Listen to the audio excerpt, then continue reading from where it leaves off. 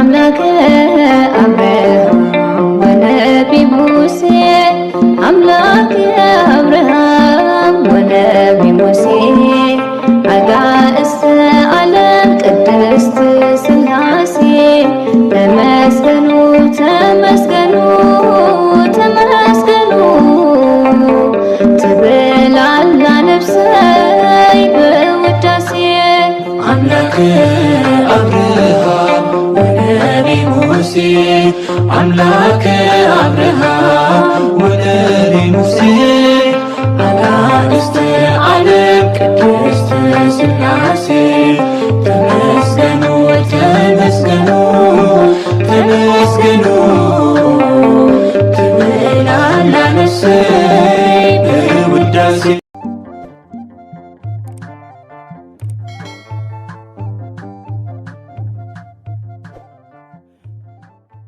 بسم سلاسي بسم آب وولد ومنفس قدوس أحد أملاك آمين سلام እግዚአብሔር አምላክ ምስኩላትኩም ይኹን ስዝራ እግዚአብሔር አምላክ ከመይ ሓዲርኩም ኣነ እግዚአብሔር ይመስገን ክብሪ ይስፋሕ መድኃኔዓለም ኣቦይ ልዑል እግዚአብሔር አምላኽና ክሳብ ሰዓት እዚኣ እትጸንሕ እስትንፋስ ዓዲሉ ብጸጋን ብጥዕናን ስለዝዓቀበናን ዘጽንሐናን ክብርን ምስጋናን ኣምልኮን ውዳሴን ንዘላለም ንዑ ይኹኖ ከምኡውን ነታረረተ ሊና ቅድስተ ቅዱሳን ንጽሕተ ንጽሓን ወላዲተ አምላኽ ወላዲተ ቃል ዝኾነት ቅድስቲ ኪዳነ ምሕረት ኣደይ ጽዮን መጸግዒትና ዝኾነት ቅዱስ ወዳ ብዛሃባ ክብርን ምስጋናን ውዳሴን ይብጽሐያ ከምኡውን ኩሎም ቅዱሳና ከከም ማዕርጎም እግዚአብሔር አምላኽና ብዛሃቦም ክብርን ቃል ኪዳንን ክብርን ምስጋናን ንዘላለም ንዖም ይኹን አሜን።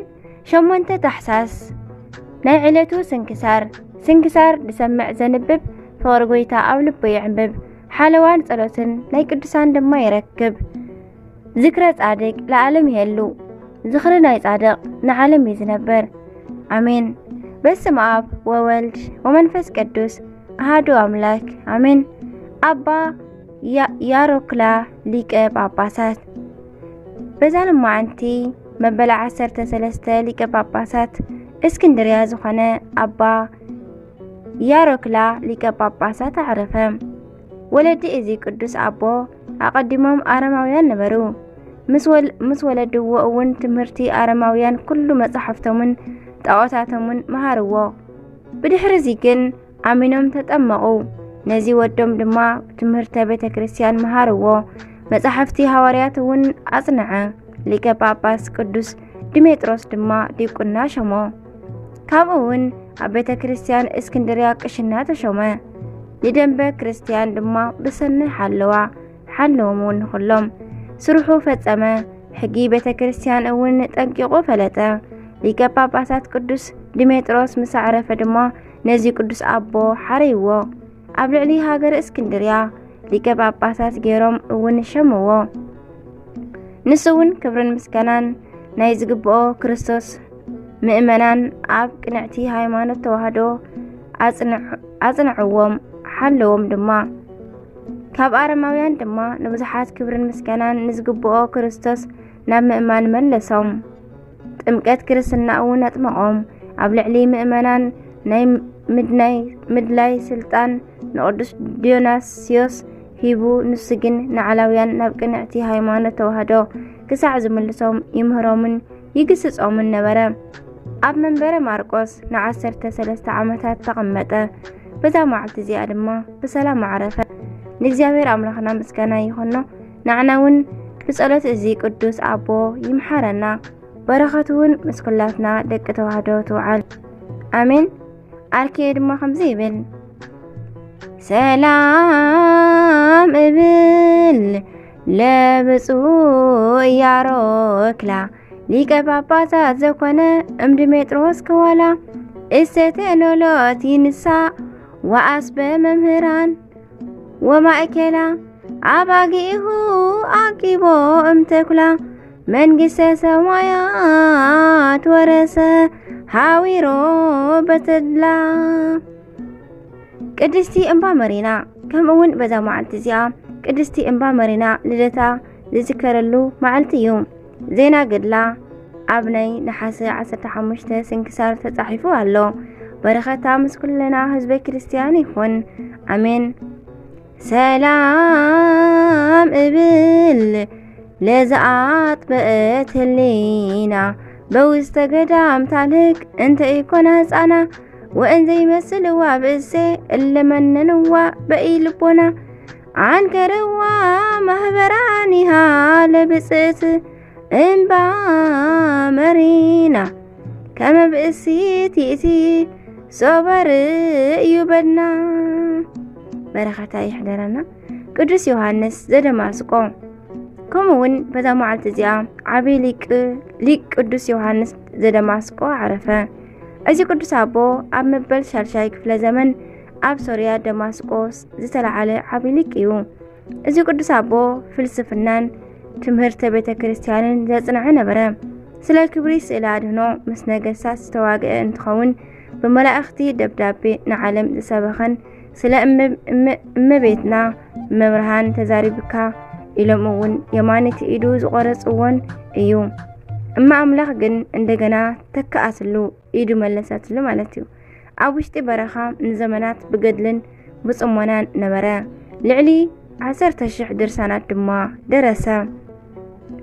ንእግዚአብሔር አምላኽና አገልጊሉ ድማ ደስ አቢሉን በዛ መዓልቲ እዚኣ ዓረፈ። ንእግዚአብሔር አምላኽና ምስጋና ይኹኖ። ንዓና እውን ብጸሎት እዚ ቅዱስ አቦ ይምሓረና፣ በረኸቱ እውን ምሳና ተሃሉ ንዘላለም ዓለም አሜን። ሰላም እብል እንዘ እነግር ጽድቆ ለዮሐንስ ዘደማስቆ ሰበ መምህሩ አረጋዊ እምደርሰ ድርሳን አስተርህቆ አደገቶ ማርያም በዘይፈጽም ጻህቆ እስከ በረሰአን ጦሉል አረፈ አልጺቆ። በረኸቱ ይሕደረና። ቅድስቲ በርባራን ቅድስቲ ዮልያናን ከምኡውን በዛ መዓልቲ እዚኣ ሰማዕታት ቅድስቲ በርባራን ቅድስቲ ዮልያናን ብሰማዕትነት አዕረፋ። እዛ ቅድስቲ በርባራ ኣብ ዘመነ መንግስቲ ከሓዲ መክስሚያኖስ ኣብ ውሽጢ ቤተ መንግስቲ ዓብይ መስፍን ንዝኾነ ንዲዮስቆሮስ ጓሉ እያ። ንሱ ድማ ንጓሉ ወላ ሓደ ሰብ ከይርእየሉ ዓብይ ህንፃ ኣስረሐላ። መሕፀቢ ሰሪሑ ድማ ዝኽፈቱ ክልተ መሻኹቲ ኣብ ውሽጡ ኣስረሐ። ቅድስቲ በርባራ ድማ ንኽልቲአን መሳኹቲ ምስ ረኣየት ሳልሳይ መስኮት ድማ ክሰርሑ ነቶም ሃነፅቲ ኣዘዘቶም። ድሕሪ እዚ ድማ ኣድሓኒ ብዝኾነ ብናይ ጎይታናን ኣምላኽናን መድሓኒናን ኢየሱስ ክርስቶስ ቅዱስ መስቀል ኣምሳል ኣብቲ መሕፀቢ ማይ ኣስረሐት። እቲ ኣረማዊ ዝኾነ መስፍን ኣቦኣ ድማ ናብቲ ህንፃ ኣብ ዝኣተወሉ ጊዜ ጓሉ ዘስራሓቶ ርእዩ ነቶም ሃነፅቲ ፀዊዑ እዚ እንታይ እዩ በሎም። ንሳቶም ድማ ነዚ ክንሰርሕ ዝኣዘዘትና ጓልካ እያ በልዎ። ኣቦኣ ድማ ንቅድስቲ በርባራ ፀዊዑ ንምንታይ ከምዚ ገበርኪ በላ። ንሳ ድማ ኦ ኣቦይ ኣስተውዕል፣ ፍሉይ ሰለስተ ብዝኾነ ብስም ቅድስቲ ስላሴ ኣብ ወወልድ ወመንፈስ ቅዱስ ኩሉ ስራሕ ስለ ዝፍጸም ስለዚ ከዓ ሳልሳይ መሽኮት ኣስራሕኩ በለቶ። እቲ መስቀል ድማ ዓለም ኩሉ ብኡ ብዝድሓነሉ ብናይ ጎይታናን ኣምላኽናን መድሓኒናን ኢየሱስ ክርስቶስ መስቀል ኣምሳል እዩ። ንስኻ ድማ ኦ ኣቦይ ካብ ጌጋኻ ተመለስ፣ ንዝፈጠረካ ኣምልኮ በለቶ። ነዚ ቃል ኣቦኣ ካብ ቅድስቲ በርባራ ኣብ ዝሰምዓሉ ጊዜ ብጣዕሚ ሓሪቑን ተቆጢዑን ሰይፉ መዚዙ ደድሕሪኣ ጎየያ።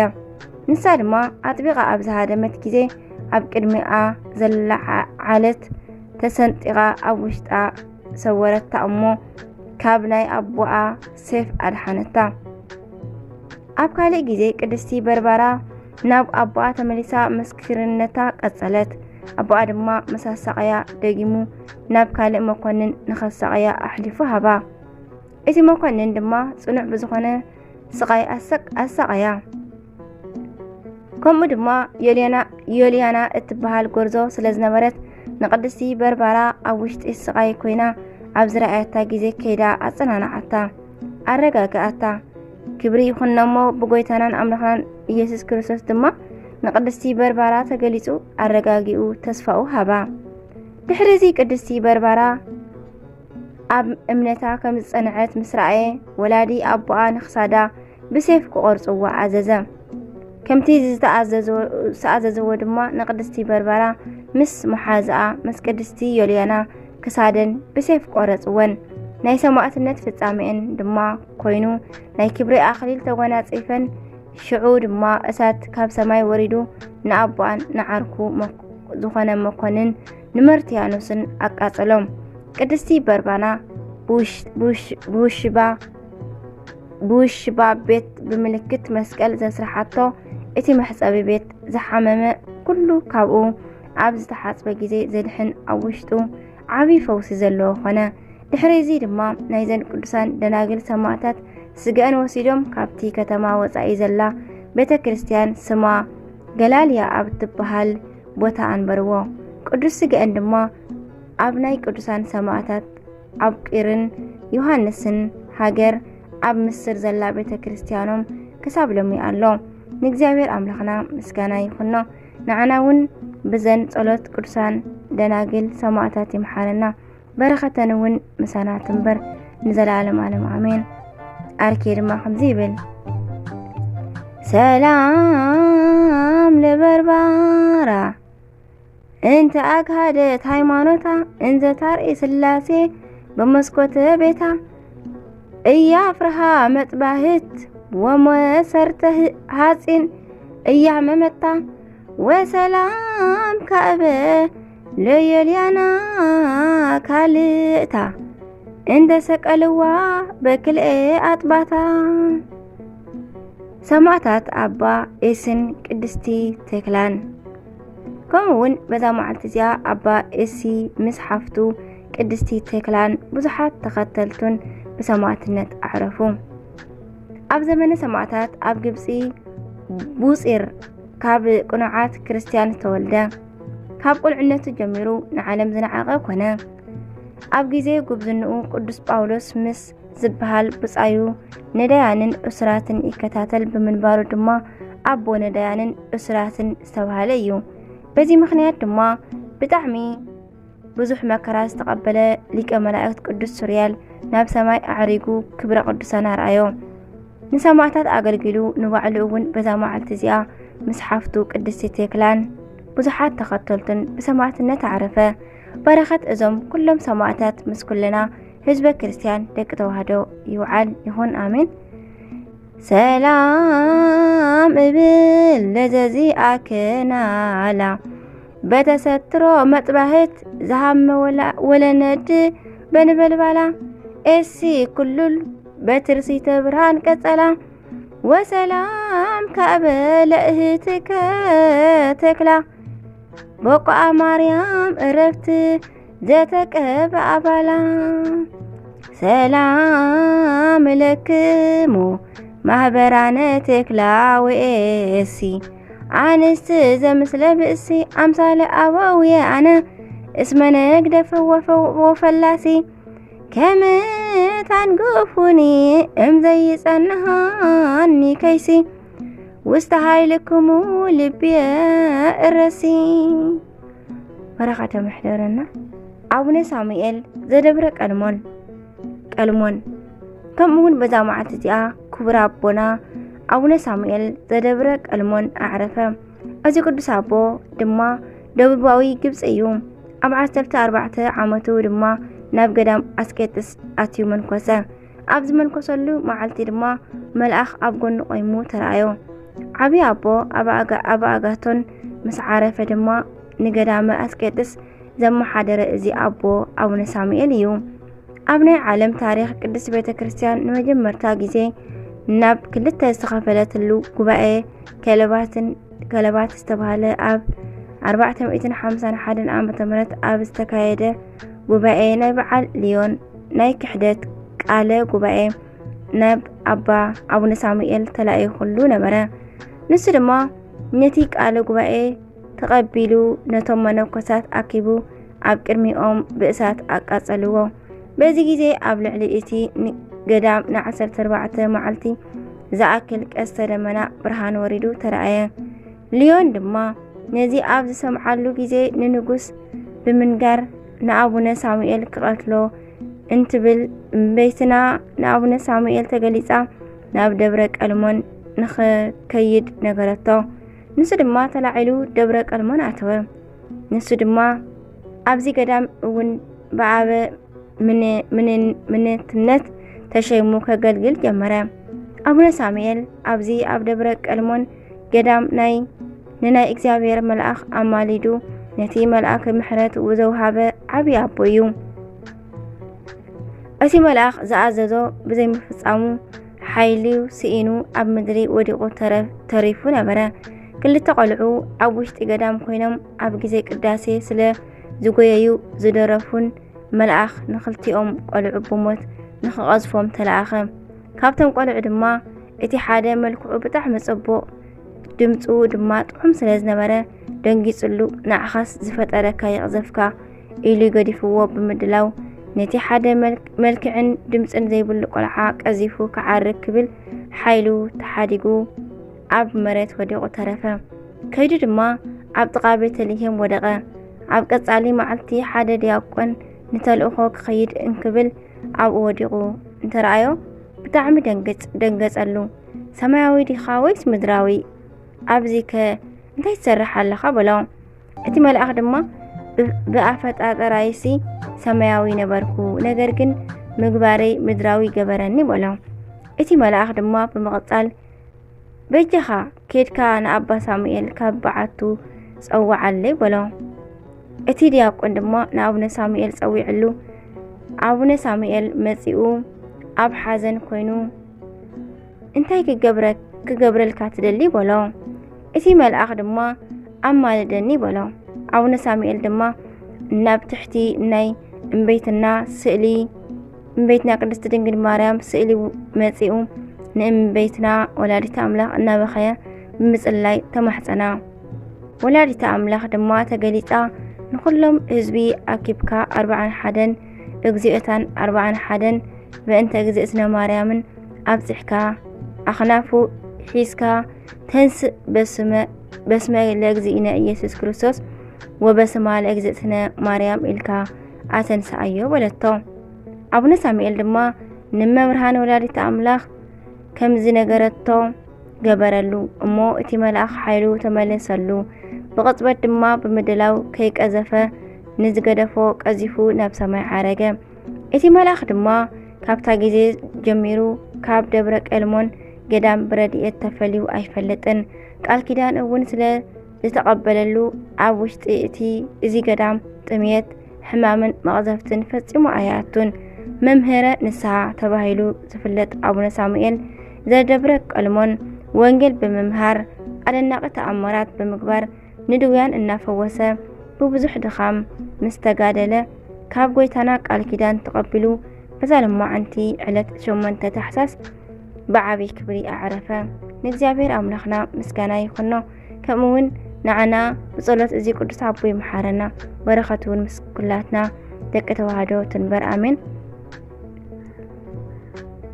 ሰላም ለከ መጋቤ ስርዓታዊ ህግያ ለደብረ ቀልሞን ምልእተ ጸጋ እስከ ኣረቆ ሳሙኤል ሃብሃላዊት እንግልጋ እምቃል አኒሁ አመኮነ ንትጋ ለመልአከ ሰማይ ጸለይከ እንዘ አንተ ዘስጋ። ከምኡውን በዛ መዓልቲ እዚኣ ኣቡነ ተክለ ኣልፋ ዘደብረ ድማ ዓረፈ። ከምኡ ድማ ናይ ሰማዕት ኣባ ገብረ ማርያም ዕረፍቲ እዩ። እዚ ቅዱስ ናይ ሰማዕታትን ናይ ጻድቃንን በብመዓልቲ ዕረፍቶም ንነፍሲ ወከፎም ንዝጠመዩ ብምብላዕ ንዝዓረቁ ብምልባስ ዝኽሮም ዝገብር ዝነበረ እዩ። ብከምዚ ዝበለ ስራሕ እናነበረ ከለ ድማ ኣብቲ ወቅቲ እስላም መፁ።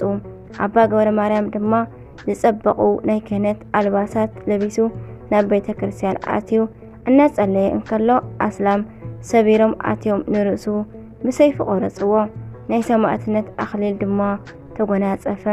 ንእግዚአብሔር ኣምላኽና ምስጋና ይኹኖ። ንዓና እውን ብጸሎት እዞም ኩሎም ቅዱሳን ይምሓረና ንዘለዓለም ዓለም ኣሜን። ወርሓዊ በዓላት ዓመታዊ በዓላት ተኸቢሮም ዝውዕሉ ድማ ታላቅ አቡነ ኪሮስ ዓብይ ማለት እዩ አባ ሳሙኤል ዘደብረ ቀልሞን አባ ዮሐንስ ዘደማስቆ ሊቁ አባ እሲና ቅድስቲ ተክላይ ሕዋት ቅድስቲ በርባራና የሊያና መሓዞት ቅድስቲ እምባ መሪና አባ ተክለ አልፋ ዘደብረ ድማ ቅዱስ ገብረ ማርያም ተአማኒ አባ ያሮክላ ሊቅ ጳጳሳት አቡነ እስትንፋሰ ክርስቶስ ልደቶም ቅዱስ ሙሴ ወርሓዊ በዓላት ድማ ቅዱስ ሙሴ ሊቀ ነቢያት አባ ቡሰይ ቅዱሳን አርባዕቱ እንስሳ ኪሩቤል ቅዱስ ማትያስ ሐዋርያ ካብ 12 ሐዋርያት ዝኾነ ማለት እዩ አሜን ዝወደቀ ዝነጠበ ቃል ኮነ ዜማ በአፈ ቅዱሳን ትጓል መላክ ተአረመልኝ ስንክሳር ድሰምዕ ዘንብብ ፍቅሪ ጎይታ ኣብ ልቡ ይዕንብብ ሓለዋን ጸሎትን ናይ ቅዱሳን ድማ ይረክብ ذكر ጻድቅ ለዓለም ይሄሉ ዝኽሪ ናይ ጻድቅ ንዓለም ይዝነብር አሜን በረኸት ኩሎም ቅዱሳን በዛለም ዋዕንቲ ዝውዕሉ ኩሎም ዓመታውን ወርሓውን በረኸቶም ምስ ኩላትና ደቂ ተዋህዶ ይኩን አሜን ወስብሐት ለእግዚአብሔር ወለወላዲቱ ድንግል ወለመስቀሉ ክቡር አሜን አሜን ለይኩን